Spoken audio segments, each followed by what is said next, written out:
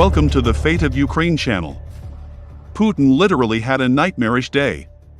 The Kremlin held a meeting at the most urgent level. While protests were held in many regions of Russia, security forces intervened in the protests in some regions. In the front area, the most incredible weapon system sent by Russia to the region was hit with new generation ammunition. Military experts are investigating that the system, which is tens of thousands of kilometers away from the front area, was hit in the front area. In addition, the turmoil in Russia spread to Chechnya. The Chechen people began to oppose Kadyrov. During the war, Russia officially had its worst day. Putin unearthed his nuclear weapons bag.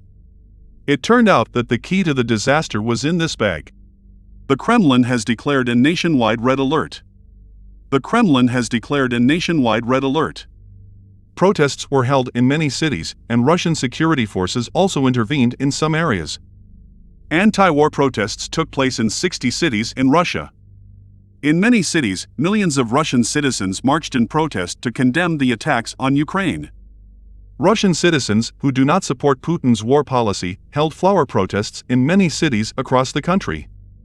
During the protests, the people also issued a statement against the war. Fearing that a major uprising could occur throughout the country as a result of the protests, the security forces intervened harshly, and the Kremlin gave a red alert. The Kremlin watched the flower protests closely. The Putin administration ordered the army to be prepared so that a general uprising would not occur throughout the country.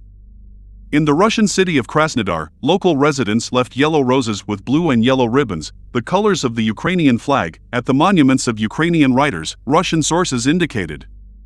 Many of those who participated in the flower protests also expressed their anti-war opposition to local sources during the interview. The event that Putin fears most is about to happen. The Kremlin also holds meetings to ensure that the flower protests do not become a major uprising across the country. Russian sources stated that preparations were made at military bases in the regions where the protests were the most, and even tanks were seen in some small cities. A very interesting event took place in the front area.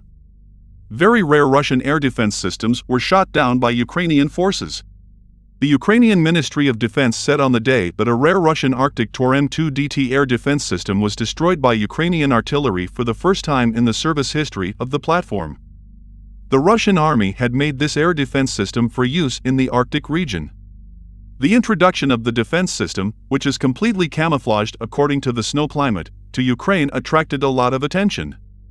The Russian side brought the system from thousands of kilometers away and drove it to the front. Result of this situation, military analysts also stated that it happened because the Russian army did not have enough defense systems.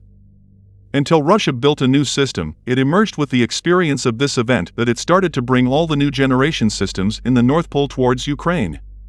Russian media mockingly shared how reassuring their anti-air platforms were at the front. The Tor system was destroyed after the location of the system was located by a drone of Ukrainian artillery. In the event that emerged, some interesting information was also deciphered. It was revealed by the Ukrainian authorities that two Tor M2 DTS were also destroyed in Kherson using M982 Excalibur guided missiles. Excalibur shells are known as GPS-guided 155mm artillery shells supplied to Ukraine in U.S. defense packages. After the GPS cannonballs are fired, they can go to their targets by themselves. Ukraine thus used special shells in the front zone. On the other hand, the command of the Black Sea Fleet of the Russian Navy ordered all warships in the sea to return to the military bases by making escape maneuvers. For the first time in war history, Russia ordered the return of warships in the Black Sea. During the incident, many warships in the region suddenly escaped from the Black Sea and started to return to military bases. Natalia Humeniuk, the spokesperson for the Southern Operational Command of the Ukrainian Army, commented on this issue. Humeniuk said the stormy weather in the Black Sea had sent Russian warships back to the port and only 5 ships remained in the sea zone near the front. Russian warships had begun to flee the storm. On the other hand, information emerged that Russia began to send more and more troops to the conflicts on the Eastern Front. Ukrainian President Volodymyr Zelensky said the situation in eastern Ukraine was getting more difficult. Leader Zelensky stated that while the bombardment continued in the eastern Donetsk region, half of the region was without electricity due to an accident that occurred at a power plant in the southern region of Odessa. Also, the leader, I often had to say that the situation at the front is difficult and is getting harder. At the moment, Russia is deploying more and more of its soldiers to destroy our defense, Zelensky said. Pressing for an important victory on the battlefield after months of failure, Russian troops are trying to maintain control in the town of Bakhmut and at the same time are trying to capture the coal mining town of Volodar in the eastern region. Deputy Defense Minister Hanna Maliar stated that Russia's operation to break through the Ukrainian defense lines in Bakhmut and Lyman ended in failure. After the situation was like this, Putin shared a terrible message to the world. Putin took the bag that was the key to the disaster. There was a frightening response from Putin to the massive arms and equipment support of Western countries to Ukraine. Putin, who gave the message of nuclear war at an event he attended, fell like a bomb on the world agenda. Russian troops have been trying for months to seize the key city of Bakhmut in the Donbass, but they have yet to break through Ukraine's defensive line. Speaking to the New York Times, officials stated that after the partial mobilization in September 2022, the soldiers, who had undergone several weeks of training, failed as expected. Hundreds of soldiers lost their lives every day on the Eastern Front, where the war had reached a dead end, and nearly 200,000 soldiers were disabled. The arrival of long-range multiple rocket launchers in Ukraine first halted the advance of the Russian army. Then the Ukrainian army counteroffensive was real.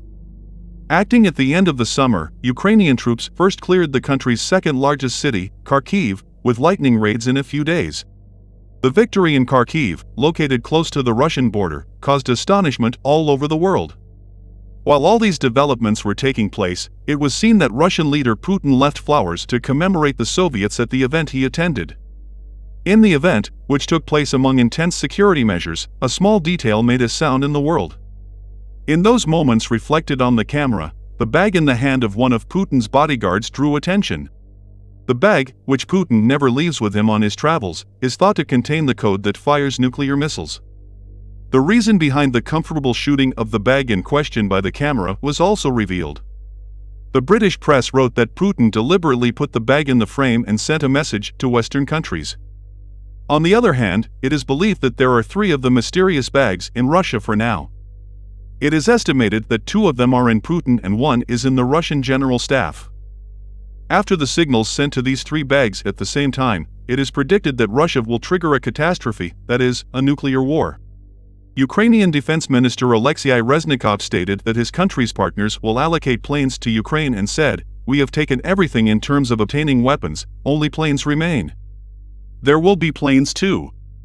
But the question is which planes it will be, the minister said. Ukrainian Defense Minister Reznikov, at a press conference, emphasized that the situation at the front was difficult but under control, and stated that the Russians changed tactics. According to the defense minister, the Russian military is currently trying to put pressure on it. Regarding the long-range missiles that the United States will deliver, Reznikov said, "In negotiating with our partners, we always confirm that we are committed to using the weapon only to liberate our regions from the Russian army, not to attack Russian territory." Ukrainian Defense Minister Reznikov expressed that Ukraine's partners constantly hear about the need for aircraft that are part of air defense. Noting that as of today, no units that could attack Kiev have been detected on Belarusian territory, Reznikov said that up to 12,000 Russian soldiers are estimated at Belarusian military training centers. Reznikov stated that it became clear which country will supply how many tanks and when, and noted that the training of Ukrainian soldiers on Leopard tanks began abroad. Reznikov underlined that no official can stay in his post indefinitely regarding the rumors of possible dismissal of the Minister of Defense.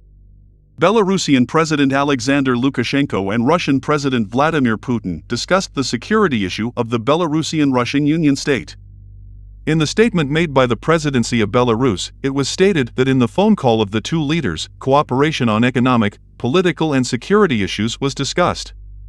In the statement, it was noted that the actions within the framework of the Union states to ensure the security of Russia and Belarus were discussed in particular, and it was stated that both leaders agreed to determine the date of the meeting in the near future. We'll see what happens in the coming days. We have come to the end of another video. You can like the video to support us. By subscribing, you can easily follow new videos. I wish you all happy days. See you.